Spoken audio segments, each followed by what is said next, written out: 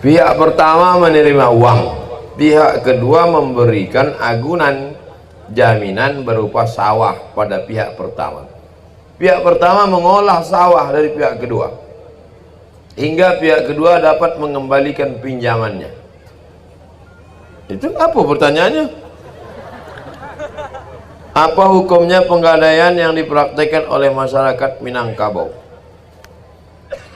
Buya Maududi punya sawah, lalu kemudian Buya Maududi menggadaikan sawahnya kambuh. Lalu kemudian pihak pertama menerima uang, pihak kedua memberikan jaminan berupa sawah. Pihak pertama mengolah sawah dari pihak kedua hingga pihak kedua dapat mengembalikan pinjaman. Kullu qardin jarra naf'an fahuwa riba. Setiap pinjaman kalau mengambil manfaat, maka manfaatnya itu riba. Kalau ambo meminjam sapi, lalu ambo perah sapi, susu sapi, maka susu sapinya itu riba. Barang jaminan tak boleh awak manfaatkan. Kullu qardin jarra naf'an fahuwa riba. Setiap pinjaman kalau mengambil manfaat, riba. Imam Hanafi, Imam Abu Hanifah sangat halus dalam masalah pinjaman itu. Suatu ketika Imam Hanafi bertamu ke rumah orang. Imam Hanafi bertamu ke rumah orang itu pernah meminjam. Imam Hanafi bertamu ke rumah orang, di depan rumah orang itu ada pohonan rindang. Lalu kemudian Imam Hanafi tagak sih, tapi tidak di bawah pohon kayu itu. Ditanya oleh orang, Hanafi, yo, manga tagak angin di bawah cahaya matahari, kenapa tidak berlindung di bawah pohon kayu di depan rumah dia? Kata Imam Hanafi, dia ada meminjam ke saya. Kalau saya berteduh di bawah pokok kayu depan rumahnya, berarti saya mengambil manfaat. Kullu qardin jarra naf'an fahuwa riba. Pinjaman kalau awak mengambil manfaat, maka awak kena riba. Orang yang kena riba, 5 hukumnya. Yang pertama, bangkit dari kubur, bantu orang dan bangkit kerasukan setan. Alladzina ya'kuluna riba, orang yang makan riba. La yaqumuna illa kama yaqumul ladzi yatakhabbathu syaitanu minal mas. Bangkit dari kubur macam bangkit dari kerasukan setan. 2, orang yang makan riba doanya tak dikabulkan Allah Subhanahu wa taala. Mana dalilnya? Rajulun as'as aghbar. Ada orang yang rambutnya kusut dan berdebu. Yaruddu yamaihi las sama. Tangannya diangkatnya ke langit berdoa, ya Rabb, ya Allah. Tapi doanya tak dikabulkan Allah. Maka Allah tidak mengabulkan doanya. Mata'amuhu haram, makanannya haram. Malbasuhu haram, pakaiannya haram. Wa ghudhiya bil haram, makanan haram, minuman haram, pakaian haram, gara-gara makan riba, doa tidak dikabulkan Allah. Yang ketiga, makan riba. Sepiring nasi, sepiring katupek gulai paku, tapi dari riba, maka berubah menjadi setetes darah. Sepiring ayam gulai ikan panggang menjadi darah. Setetes darah masuk ke tangkai jantung, dari jantung naik ke otak.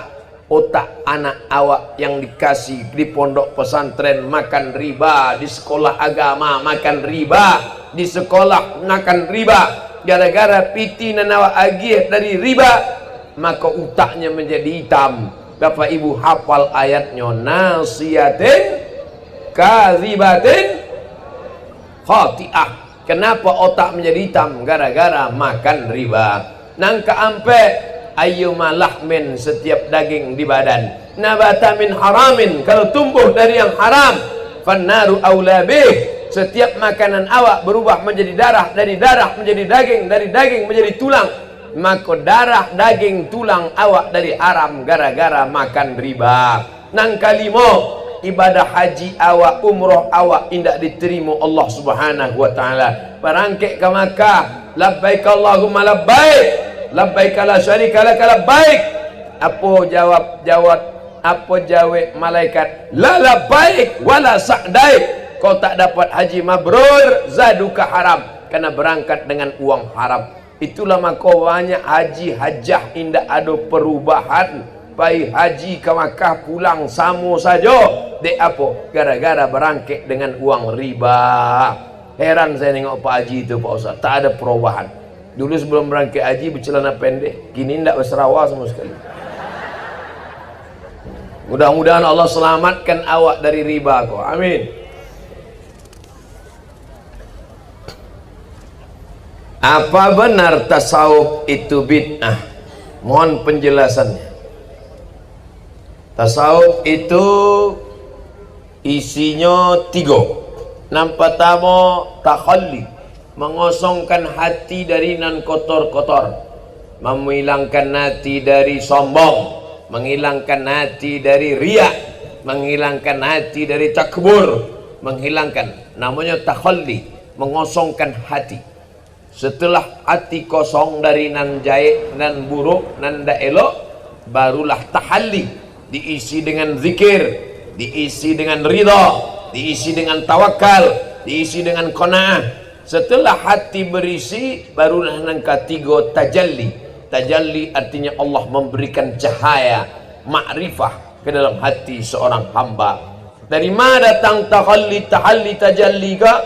Dari firman Allah Subhanahu wa taala, wa nafsi wa ma sawaha, demi jiwa manusia dan penciptaannya, fa alhamaha fujuraha wa taqwaha. Allah berikan 2 jalan, jalan fujur, jalan ndak elok, jalan takwa, jalan nan elok. Qad aflaha man zakkaha, beruntung orang yang mensucikan hatinya. Faqad khaba man dassaha, rugi dan sia-sialah orang yang mengotori hatinya. Jadi tasawuf itu berasal dari Quran dan sunnah Nabi Muhammad sallallahu alaihi wasallam. Tapi tasawuf sunni, tasawuf yang ahlus sunnah, tasawuf dari kitab Ihya Ulumuddin. Ihya Ulumuddin Imam Abu Hamid Al-Ghazali meninggal 505. Kalau ingin baca kitab tasawuf, baca kitab tasawuf Ihya Ulumuddin, baca kitab tasawuf Al-Lumah Imam At-Tusi, baca kitab tasawuf Qud Al-Qulub Abu Talib Al-Makki, baca kitab tasawuf Ar-Risalah Al-Qusairiyah. Itu kitab tasawuf sunni. Jangan baca tasawuf nan indah mengamalkan syariat. Orang sembayang di masjid Taram, inyo di rumah. Kau enggak sembayang di masjid Taram. Itu orang-orang syariat saya itu. Awaklah putui gajilah sampai hakikat. Asy-syari'atu bila haqiqatin batilah wal haqiqatu bila syari'atin atilah. Hakikat tanpa syariat batil, syariat tanpa hakikat sia-sia.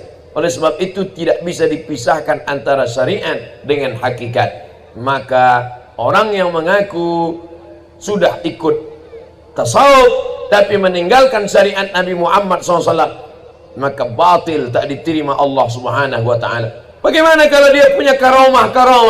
Buya kami, ustaz kami hebat Pak Ustaz. Apa kata Imam At-Tusi? Idza ra'aitar rajul, kalau kau lihat ada orang yatiru fil hawa, bisa terbang di atas awan, yamsi 'alal ma, berjalan di atas air, la taghtar, jangan tertipu. Nampak ada orang di kampung awak, di nagari awak, berjalan di atas air, terbang di atas awan, jangan tertipu, karena setan iblis pun bisa melakukan itu. Tapi pandanglah, kalau memang ini guru mursyid, kalau memang ini tuan guru, pandanglah bagaimana dia menjalankan syariat Nabi Muhammad sallallahu alaihi wasallam. Syekh Sulaiman Ar-Rasuli, pengamal tarekat Naqsabandiyah, Perti, Persatuan Tarbiyah Islamiyah.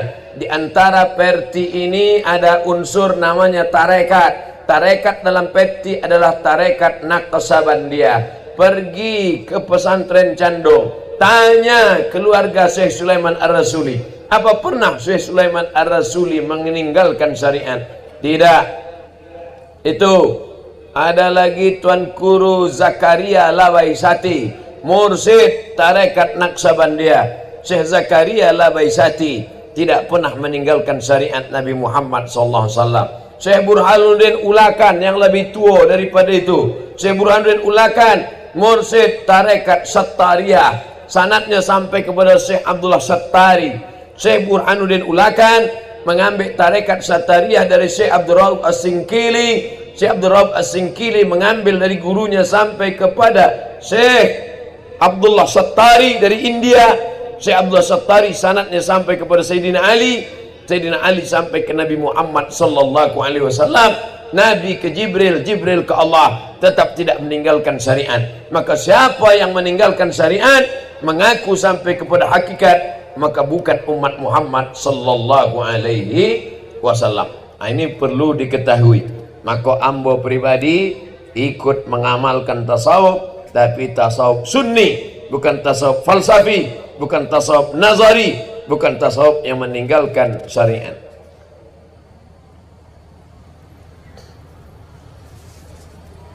Bagaimana cara ziarah ke makam orang soleh menurut sunnah? Nampak tamu dibuka sendal. Jadi waktu mau masuk ziarah itu nan seelok-eloknya sendal dibuka. Tapi kalau becek, banyak duri, kotor, boleh pakai sendal. 2. Mengucapkan salam ketika sampai. Assalamualaikum ya ala diyar minal mu'minin wa inna insyaallah bikum lahiqun yarhamullahu al-mustaqdimin wal mustakhirin nas'alullah lana wa lakumul afiyah.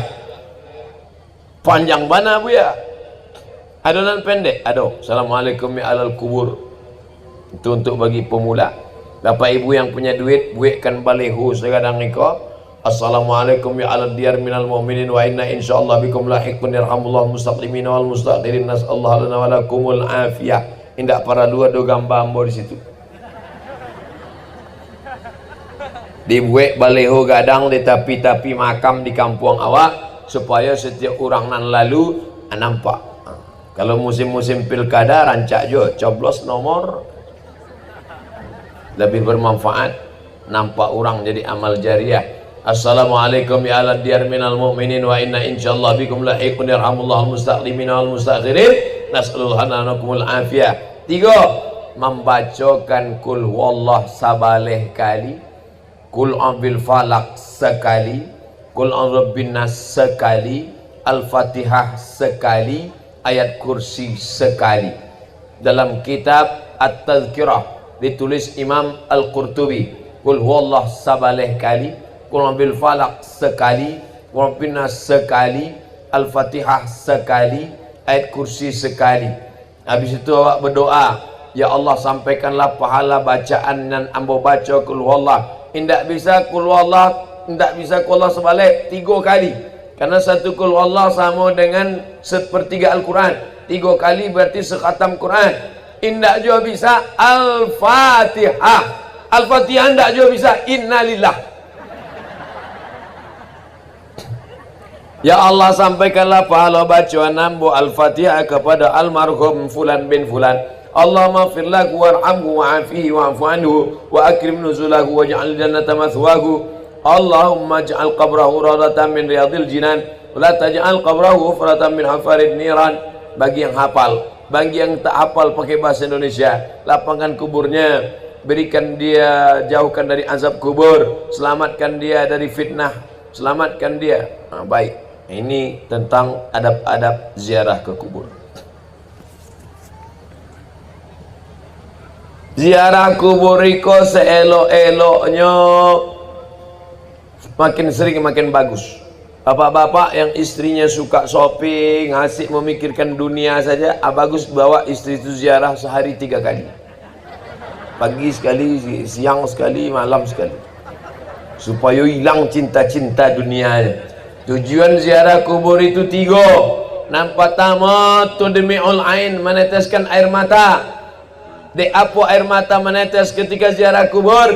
Tazkiratan lil maut, de ingat mati.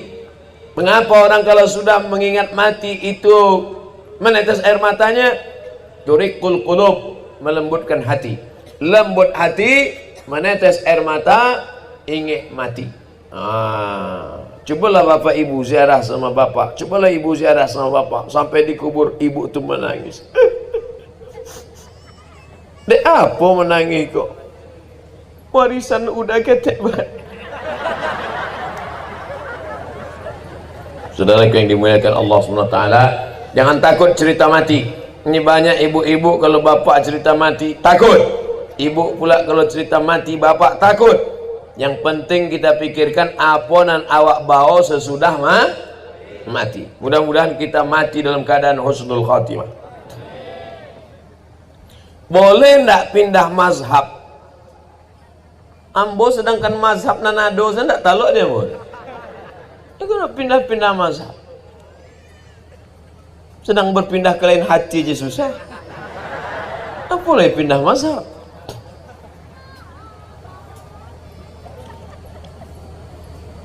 Waktu bersentuh kulitnya dengan perempuan yang tidak mahram, payahnya undangan nikah, disentuhnya perempuan. Lape dari tampai itu, payahnya ke masjid sembahyang. Allahu Akbar. Ditanya dia orang tadi kan lah bersentuh itu kan batal. Batal itu kalau mazhab Syafi'i. Mazhab Hanafi tidak batal bro.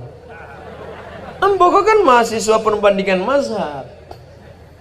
Kalau mazhab Syafi'i bersentuh batal, mazhab Hanafi tak batal. Bersentuh kulit itu tak batal, maka saya sholat. Oh gitu ya. Iya. Tiba hari raya kurban. Hari kurban menurut mazhab Hanafi berkurban itu wajib. Orang tidak berkurban, kurban sunat muakkad. Tapi mazhab Hanafi wajib. Ambolah pindah ke Syafi'i. Iko namanya tatabuk rukhas, mencari-cari dan mudah-mudah. Iko namanya mazhab kutu loncat. Lumpek sih kau, melumpek sih kau. Iko namanya mazhab lumpek pagar. Kita ini beribadah itu disuruh Allah Ta'ala, wa ma umiru illa liya'budullah mukhlisin, ikhlas mencari ridha Allah, bukan mencari mudah-mudahnya saja. Maka ulama menasihatkan, nan seelok-eloknya awak paham mazhab nan paling tua Hanafi, nan nomor 2 Maliki, nan ketiga Syafi'i, nan keempat Hambali. Walaupun sebenarnya bukan sampai itu saya mazhab. Ada mazhab Ibnu Abi Layla, ada mazhab Imam Al-Auza'i, ada mazhab Imam Sufyan Ats-Tsauri, ada mazhab Imam Sufyan Ibnu Uyainah, banyak sekali mazhab. Akan tetapi yang masyhur, yang muridnya sampai ke generasi awak kini yang berkembang, Hanafi, Maliki, Syafi'i, Hambali. Tapi dalam pengamalan ambo tetap pakai mazhab Syafi'i. Tapi ambo tidak menyalahkan orang kalau mazhab lain.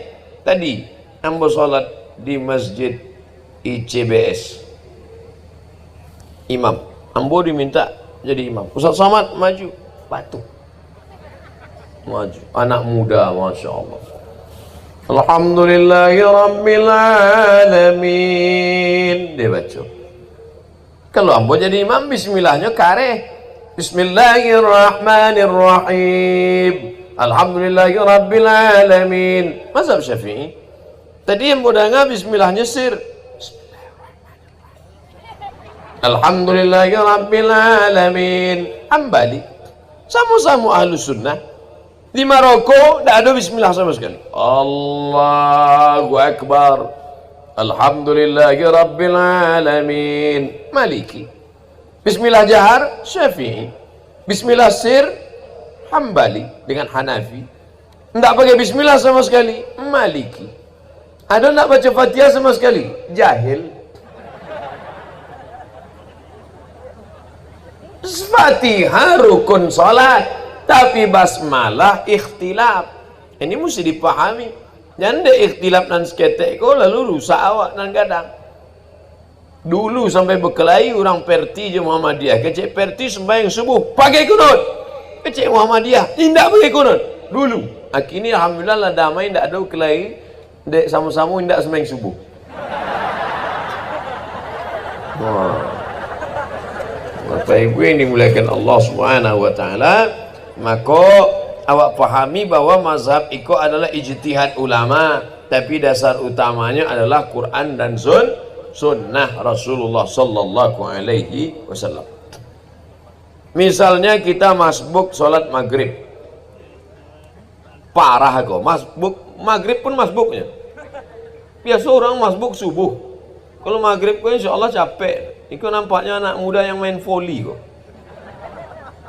Awak masbuk sholat maghrib, lalu mendapatkan imam sedang baca Quran dengan makhrajnya kurang tepat. Bagaimana hukumnya menambah sholat setelah itu? Sebab ada beberapa di antara jamaah masbuk menambah sholatnya menjadi 4 rakaat karena tidak yakin dengan imam. Kalau tidak yakin dengan imam, bukan sembahyang awak ditambah, imam itu dikudeta. Imam tidak boleh maju ke depan kalau tidak lulus fit and proper test. Siapa yang mengetes? Alim ulama awak. Bumi Minangkabau adalah negerinya para ulama. Kok bisa imam tak lulus fit and proper test maju ke depan? Maka diadakan tes imam. Kerjasama dengan Forum Komunikasi Pimpinan Daerah, Bapak Bupati, Kementerian Agama, tes seleksi imam. Dibuat imam A, imam B, imam C. Imam A, imam berbunyi dan imam silent. Yang belum lulus, imam zuhur sama asar saja. Imam zuhur asar kau kan modalnya takbir aja. Allahu Akbar. Untuk latihan-latihan pertama. Baru yang imam mereka lulus Makharijul Huruf. Kalau sampai imamnya salah baca, maka makmum batal sadonya. La salata, tidak sah salat liman lam yaqra bi Fatihatil Kitab. Tidak sah salat bagi orang nan indak membaca Al-Fatihah. Fatihah rukun. Kalau rusak Fatihah, maka rusak rukun salat. Kalau rusak rukun salat, maka batal salat. Bismillahirrahmanirrahim. Selalu bermasalah di situ tasydid pada ra. Bismillahirrahmanirrahim. Apalagi anak-anak ketek, guru-guru TK tolong perhatikan. Kadang-kadang guru kau mengambil mudahnya, akhirnya anak-anak diajarkan lupa tasydid. Bismillahirrahmanirrahim. Mana tasydidnya?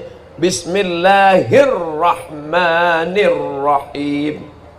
Ha dipegang dado. Kalau nya bergetar, ha besar. Ha. Kalau ndak ada getar, ha kecil. Tapi guru gosok gigi dulu. Bismillahi, ha besar. Rah, ha kecil. Bismillahirrahmanirrahim. Ha ketek lagi. Alhamdulillahi rabb, ra-nya tebal. Bukan ra, tafkhim, tebal. Alhamdulillahi rabbil pakai ain. Alhamdulillahi rabbil alamin. Alamin, alam semesta. Alamin, sakit. Azabun alim, azab yang menyakitkan. Bukan ain, pakai alif. Alhamdulillahi rabbil alamin. Ar-Rahmanir Rahim. Maliki yaumiddin. Iyyaka pakai tasydid. Yang tak pakai tasydid. Iyyaka na'budu wa iyyaka nasta'in. Kepada Engkau kami menyembah, kepada Engkau kami minta tolong. Kalau dibaca tak pakai tasydid, iyyaka na'budu wa iyyaka nasta'in. Kepada matahari kami menyembah. Pakai ha besar. Ihdinas sa. Ada sa, ada sa, ada tha, ada sya.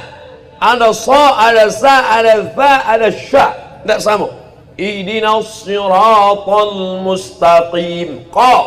Di sini. Qa. Siratal ladzi. Ada dha, ada za, ada dha, ada ja. Itu nak nampak kau tak sama. Siratal ladzi. Letakkan ujung lidah di ujung gigi. Dha. Ibu-ibu, bapak-bapak, letakkan ujung lidah di ujung gigi. Dha. Permisi Ustaz. Apa gigi tinggal di rumah?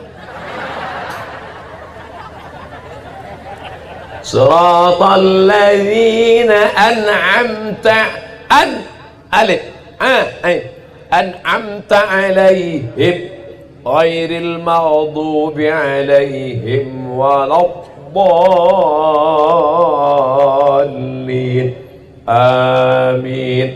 Ini balik awak makharijul huruf. Andai imam itu tak tepat sampai menyebabkan batal, maka makmum bukan menambah tapi mufaraqah.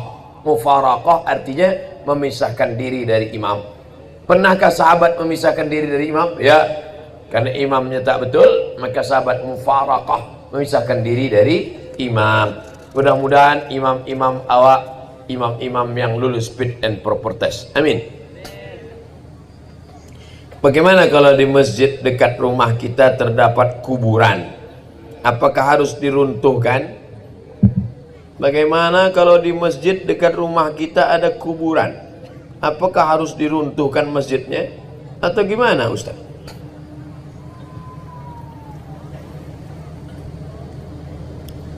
Nanti kok harus dipisahkan. Nang pertama sujud ke kubur. Nang kedua solat di masjid yang di sampingnya ada kubur. Nang ketiga solat di atas kubur. Ikut jangan disamakan. Ambil ulang sekali lagi.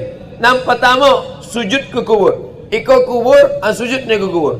Allahu Akbar. Itu haram karena meminta kepada kubur. Nang kedua solat di masjid, tapi di samping masjid itu ada kubur, maka tak masalah. Karena di samping Masjid Hussein di Kairo depan Al-Azhar ada masjid. Di samping masjid itu tapi ada dinding. Di samping masjid itu ada makam kepala Sayyidina Al-Husain. Masjid Said Badawi. Ini masjid tapi ada dinding. Di samping itu ada makam. Masjid Imam Syafi'i di Mesir. Di samping masjid itu ada makam Imam Syafi'i tapi ada dinding. Maka kalau ada dinding penghalang atau ada jalan, maka boleh solat, masjidnya tak perlu diruntuhkan. Lalu yang kata Nabi, janganlah kamu solat kalau ada kubur. La'anallahu al-yahud wan nasara. Allah melaknat Yahudi, Allah melaknat Nasrani. Ittakhadhu qubur anbiya'ihim masajid. Mereka merubah kubur menjadi masjid. Itu yang tak boleh. Abdul Somad meninggal. Setelah Abdul Somad meninggal sekian tahun, lalu atas kubur ini diratakan, dibangun masjid di atasnya. Untuk mengenang Abdul Somad dibangun masjid di atas kubur Abdul Somad, namanya Masjid As-Somadiyah. Haram solat di atas itu karena langsung di atas kubur. Adapun masjid di samping ada penghalangnya jalan, ada dinding, maka solat di situ sah, tidak masalah. Kalau ada orang mempermasalahkan solat di masjid yang ada kubur di sampingnya, maka semua orang yang sholat di Masjid Nabawi tidak ada yang sah, karena di samping Masjid Nabawi ada makam. Kalau makam Nabi tidak, wah Ustaz, itu tidak makam Nabi. Di situ ada makam Abu Bakar, ada makam Umar. Di situ ada 3, makam Nabi, makam Abu Bakar, makam Umar. Jadi mesti dibedakan 3. Jalan. Tapi kalau ada nambah tanya, bagaimana masjid awakku ada kubur? Sebenarnya dalam masalah masjid kubur itu ada 3. Apa nanti go tu? Lupa pula mau nanti go. Nampak tamu nandak boleh sujud ke kubur meminta kepada kubur. Haram. Nang kedua, solat di masjid dan di sampingnya ada kubur. Tak apa, dia ada dinding dan ada jalan. Nang ketiga, kubur diratakan, dijadikan masjid di atas. Itu nan dilaknat Allah. La'anallahu al-yahud wan nasara. Allah melaknat Yahudi dan Nasrani. Ittakhadhu qubur anbiya'ihim masajid. Karena mereka menjadikan kubur sebagai tempat sholat. Bagaimana kalau imam pakai kunut, sedangkan makmumnya tak ikut? Apakah sah sholat berjamaahnya Pak Ustaz? Jawaban pertama Imam Ibnu Taimiyah. Idza qanatal imamu faqanata wa illa fala. Kalau imam berkunut, maka makmum ikut berkunut. Kalau di kampung Ambo kunut, kalau di Sumatera Barat kunut atau kunui? Kunut. Kalau imam berkunut, makmum berkunut. Kalau imam indak berkunut, makmum jangan berkunut. Idza qanatal imamu faqanata wa illa fala. Kalau imam berkunut, ikut. Ibnu Taimiyah abad ke-8. Ibnu Taimiyah abad ke-8, abad ke-7, abad ke-6, abad ke-5, abad ke-4, abad ke-3. Ada imam namanya Imam Ahmad bin Hanbal, lebih tua dari Ibnu Taimiyah. Tahun meninggalnya 2 sampai 1. Ingat itu. Ahmad bin Ambal, Imam Ambali 2 sampai 1, 2 sampai 1, 2 sampai 1, 2 abad setengah lebih kurang sejak zaman Nabi sallallahu alaihi wasallam. Datanglah orang bertanya ke Imam Ahmad bin Ambal, wahai Imam Ambali, ya ambo ikut mazhab Imam Ambali. Imam Ambali tidak berkunut. Itu maku awak di Makkah Madinah tidak berkunut subuh. Dek apa? Dek Makkah Madinah itu tidak berkunut subuh sejak pemerintahan King Abdul Aziz, karena King Abdul Aziz mazhabnya Hambali. Syekh Sulaiman Ar-Rasuli dari Makkah, Syekh Musa Parabek dari Makkah, Syekh Inyak Jawa dari Makkah. Mana orang tu berkunut Ustaz? Tapi Makkah kini tidak berkunut. Mereka dulu ke Makkah sebelum tahun 1924. Makkah itu menjadi mazhab Hambali sejak revolusi King Abdul Aziz 1924. Yang indah berkunut itu 1924. Jadi jangan mereka pulang dari umroh, kau nampaknya imam awak kau membuat-buat kunut. Ambo patang di Makkah sampai malam dah berkunut.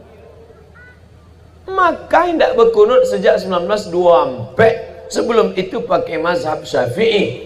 Oleh sebab itu pakai mazhab Syafi'i, pakai kunut. Kalau tidak pakai mazhab Hambali, datang orang menjumpai Imam Hambali, wahai Imam Hambali, ya ambo subuh tidak pakai kunut. Bagus, kata Imam Hambali. Bagaimana kalau ambo bermazhab Hambali, imam ambo mazhabnya Syafi'i? Kalau imammu bermazhab Syafi'i, angkat tangan, ucapkan amin. Itu namanya itu bukan ambo, Imam Hambali, imamnya mazhab Hambali. Dan namanya subuh tidak pakai kunut. Tapi namanya kalau makmumnya bermazhab Hambali, imamnya mazhab Syafi'i, maka makmum angkat tangan dan ucapkan amin. Yang diaminkan itu cuma 5, sisanya itu indah awak aminkan. Allahumma hdina fi man hadait, amin. وعافنا في من عافيت آمين وتولنا في من توليت آمين وبارك لنا فيما أعطيت آمين وقنا برحمتك شر ما قضيت آمين. Sisanya bukan doa tapi pujian. Pujian awak ikut membaca, makmum ikut baca. Fa innaka taqdi wa la yuqda alaik wa innahu la yadhillu man walait wa la ya'izzu man adait. Yang hafal, nanda hafal agar-agar akan saya mulia.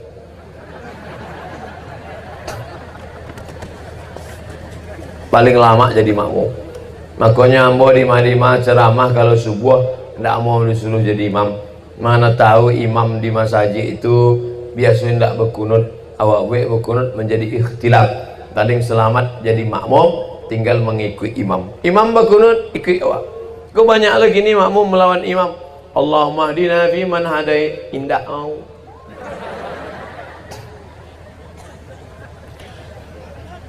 Ambo jadi imam di masjid, ceramah di masjid Muhammadiyah sampai tahun. Ambo di masjid dekat rumah ambo berkunut. Tapi ambo ceramah setiap Sabtu subuh di Masjid Akramun Nas. Ambo tahu nak mendirikan masjid itu dulu Pak Rektor Muhammadiyah. Maka ambo tidak mau merusak. Ambo tiba-tiba datang jadi imam memburu wah, enggak. Imam tetap, Ustaz maju, enggak, imam tetap, enggak berkunut, ambo enggak berkunut. Bagaimana kiat-kiat cara masuk ke universitas yang ada di Timur Tengah, misalnya Al-Azhar Kairo, mohon penjelasannya Ustaz. Hafal Quran 3 juz. Kalau 3 ketek lah bu ya, kami sampai juz mangga, juz timun, juz melon. Hafal Quran 3 juz. Sesudah itu boleh bahasa Arab. Di pesantren, pelatihan pesantren ICBS. Alumninya kinilah banyak di Al-Azhar Kairo Mesir. Oleh sebab itu, informasinya dari mana? Dulu zaman Nambo dengan Ustadz Zulfadli, dengan Ustadz Maududi, informasi susah. Zaman kami zaman sulit. Alunado www.google.com.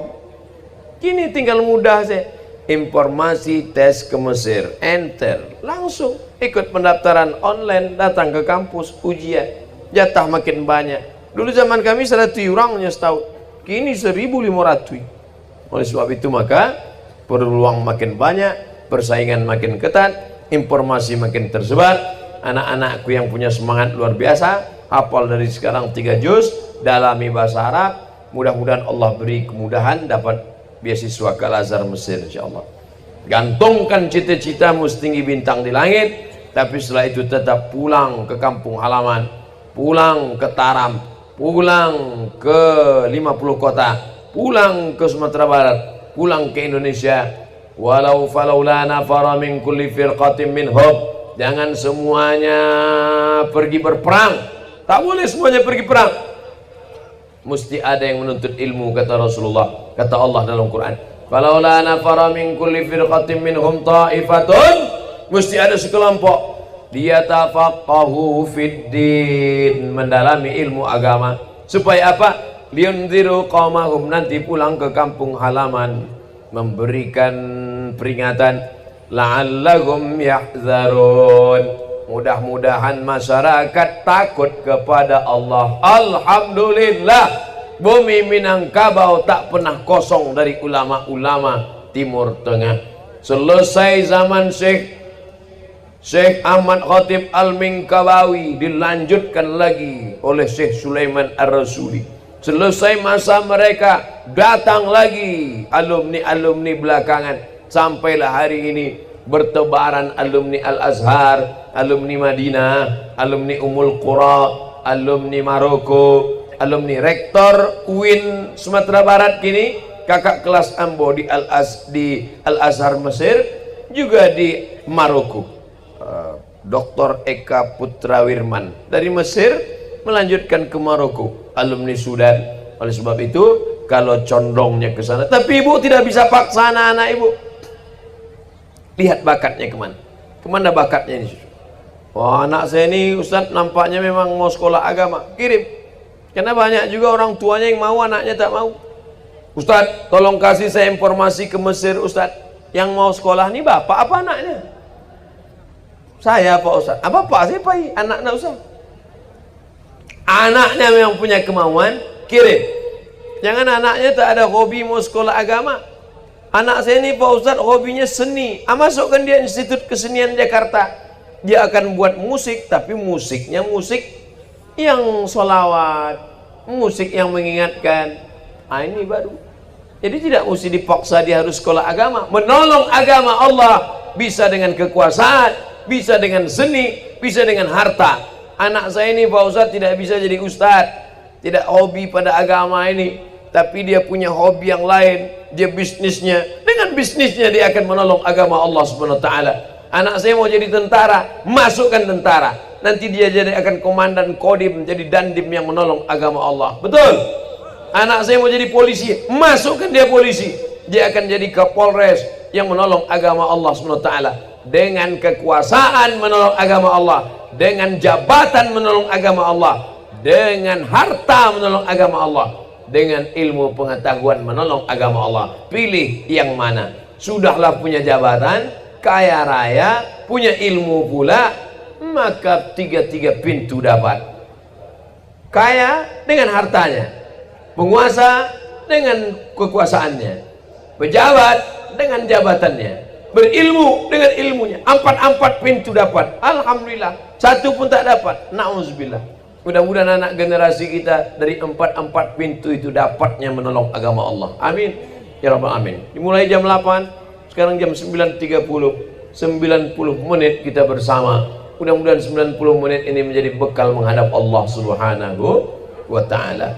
Di akhir majelis pertemuan, mari kita sama-sama berdoa memohon kepada Allah. Astaghfirullahaladzim.